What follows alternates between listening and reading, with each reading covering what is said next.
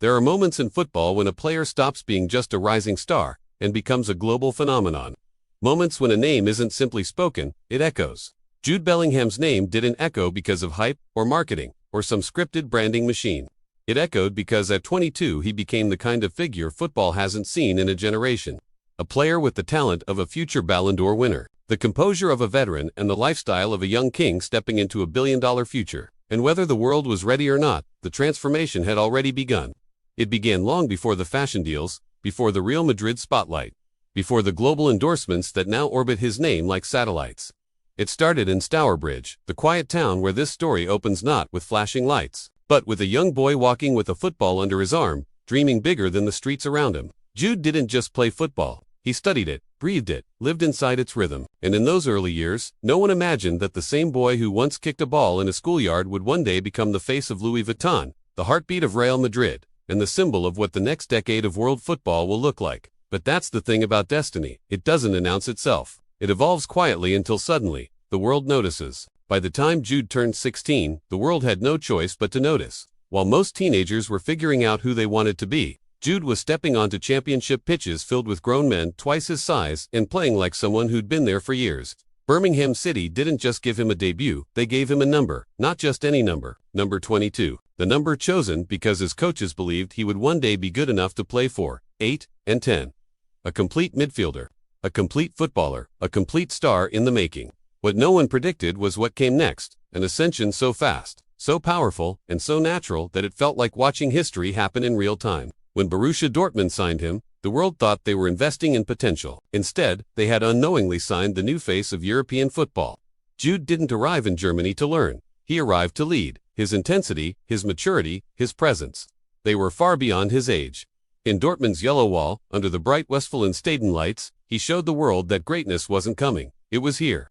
Off the pitch, things were shifting to. The world started paying attention to how he walked, how he dressed, how he carried himself. Jude wasn't loud. He wasn't flashy, but he had something far more powerful, effortless aura. Luxury brands noticed it before fans did. The way he wore a suit, the calm way he looked into cameras, the confidence that didn't need to shout. It all hinted at a player who would transcend football and become something bigger, something global. And then came the decision that changed everything. Real Madrid. The moment Jude stepped into the white shirt, the football world collectively leaned in. Madrid isn't a club you join, it's a kingdom you inherit. And inheriting it at 20. That's not normal. That's destiny. The Bernabeu saw it instantly. From his first touch, first goal, first roar, to the fans, it was clear.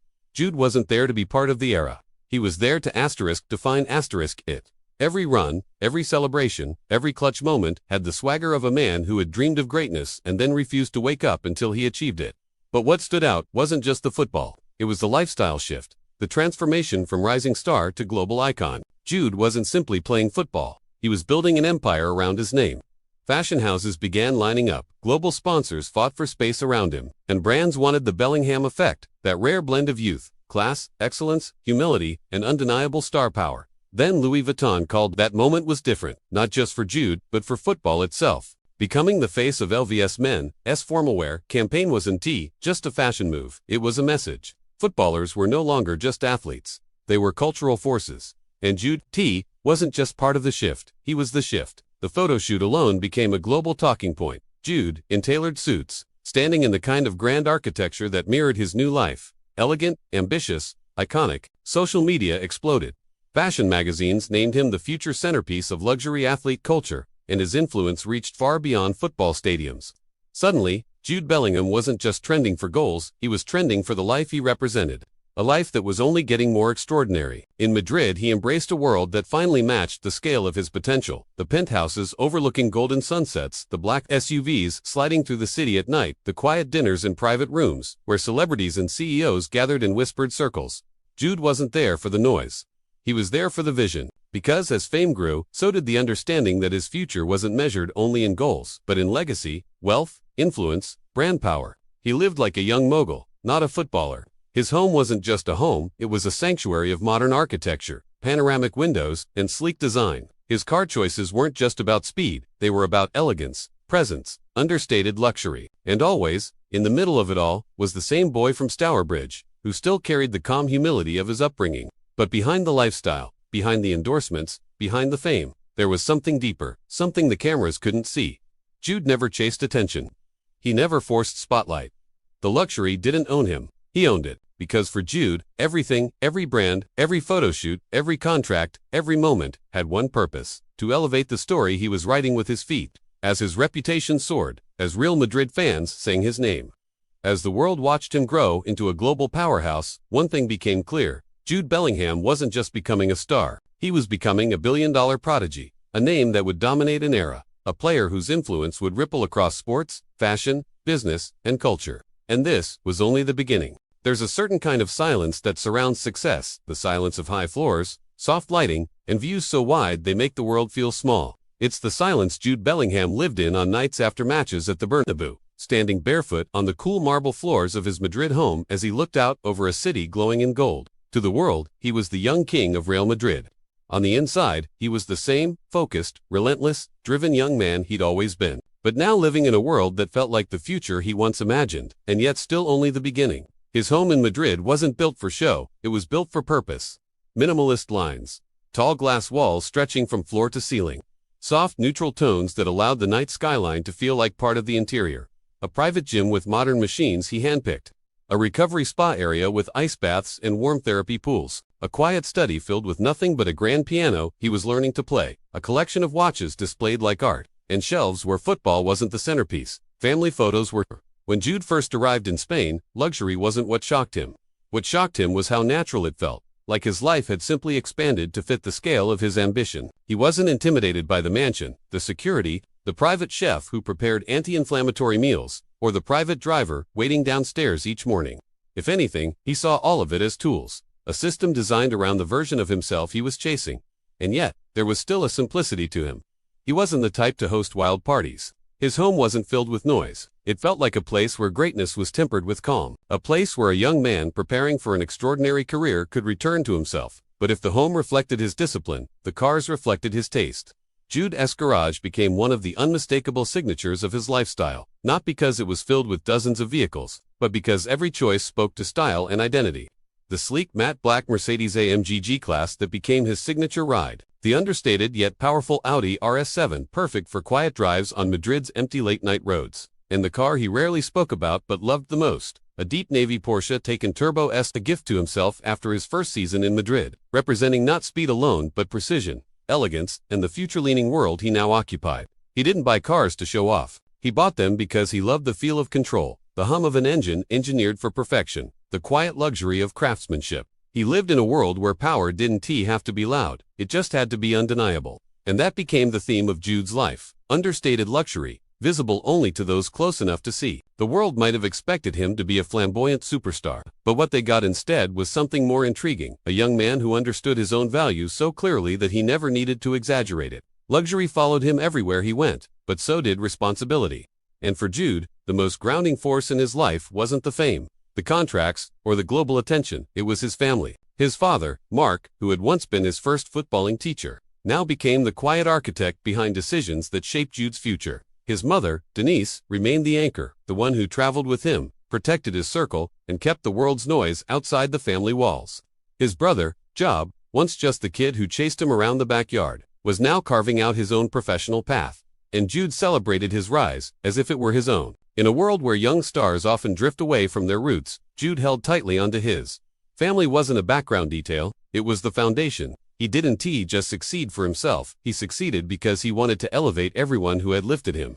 It was this loyalty that made him different from other rising icons. Behind every negotiation, behind brand deals, behind endorsements, behind his expanding lifestyle empire, there was a family voice reminding him who he was and who he could become. And as global influence surrounded him, Jude's life expanded far beyond football. Brands didn't just want him, they needed him. Louis Vuitton, Adidas, EA Sports, major global tech companies, luxury watchmakers, all fixated on one question: how do we attach our image to Jude Bellingham? Because unlike other stars, Jude wasn't a trend, he was a direction. His fashion journey became a phenomenon of its own. The LV campaign was only the start. He started becoming a fixture in fashion circles, invited to shows in Paris, Milan, and London, always showing up in tailored fits that made magazines scramble to caption images before they went viral. It was in these moments that the world realized Jude wasn't just representing brands, he was defining them. And yet, while the world watched the glamour, Jude's true transformation was happening off camera. He became a student of his craft, both on the pitch and in the business world.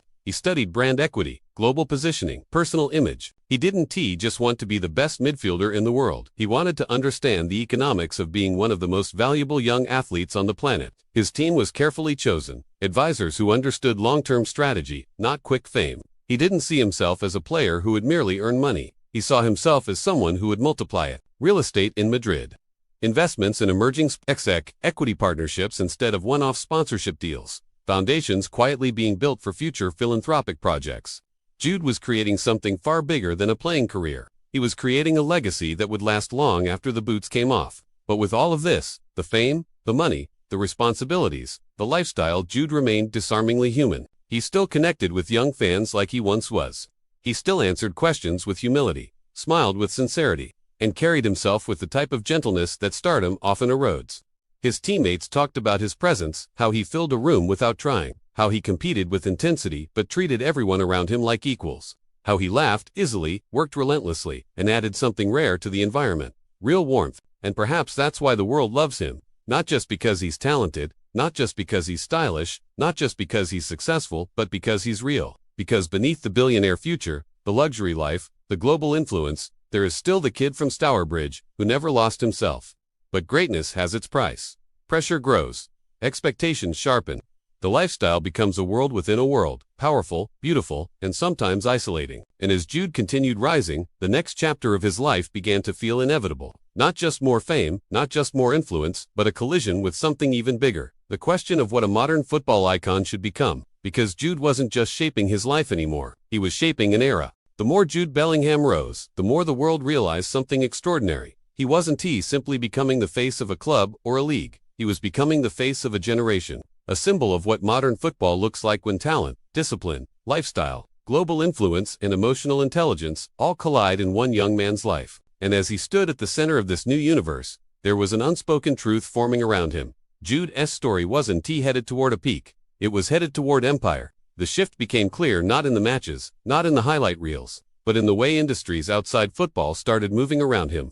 Executives from luxury fashion houses whispered his name in meeting rooms. Tech CEOs referenced him as the ideal young global ambassador. Travel and hospitality brands wanted him as the face of the next generation elite lifestyle. Even investment groups wanted him involved in future equity ventures. Not because of his following, but because of the way he carried himself. Quietly confident, culturally relevant, globally magnetic. There were stars bigger than Jude. There were older players with larger legacies.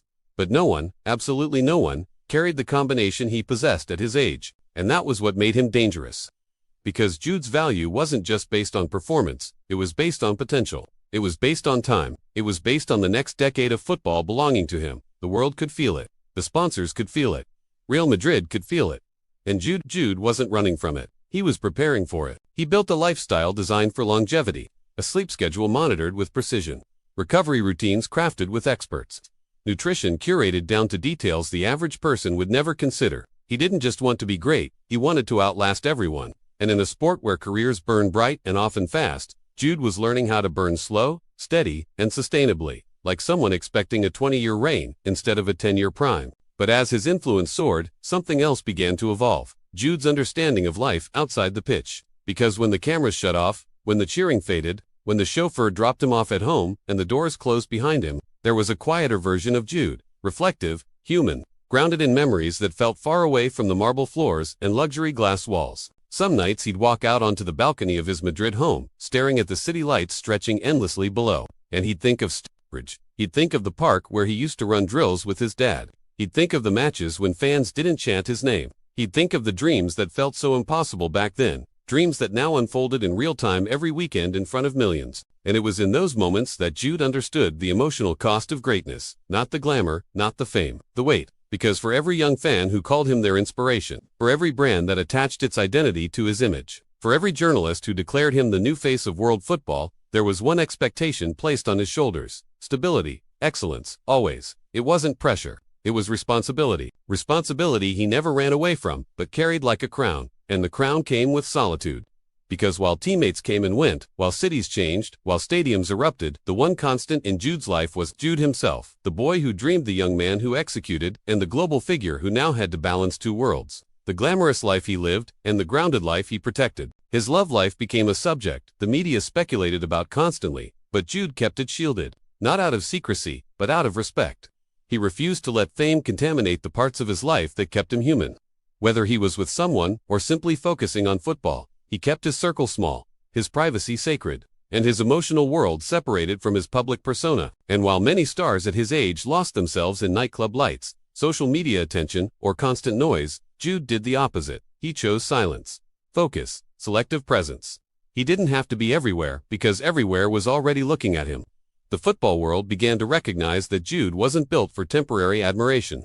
He was built for legacy, and nothing confirmed that more than the conversations happening behind the scenes. Conversations about future captaincy, about building teams around him, about leadership roles he was already embodying long before his age suggested he should. But Jude wasn't thinking about titles or armbands. He was thinking about something bigger: longevity, influence, and wealth built the way empires are built, deliberately. His net worth climbed faster than analysts expected, not just from football contracts, but from the categories he'd unlocked: fashion, tech, lifestyle, sports, entertainment, branding, appearances, image rights, equity partnerships. Jude wasn't trending, he was ascending. And even then, he stayed humble. He visited hospitals quietly, signed jerseys without cameras, donated anonymously, spoke to young academy players with the kind of advice he wished someone had given him at their age. He wasn't building a billionaire future through ego, he was building it through impact. And slowly, the world started seeing Jude not just as an athlete but as an archetype, a blueprint, proof that a young footballer could be global without being shallow, rich without being reckless.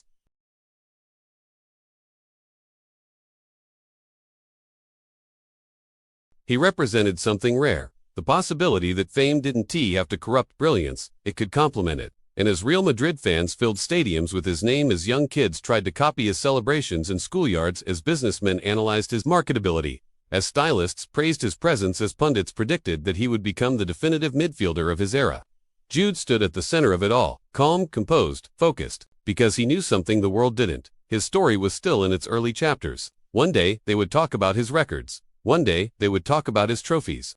One day, they would talk about his leadership. One day, they would talk about the empire he built, the fashion lines, the investments, the foundations, the business ventures, the global partnerships, the legacy.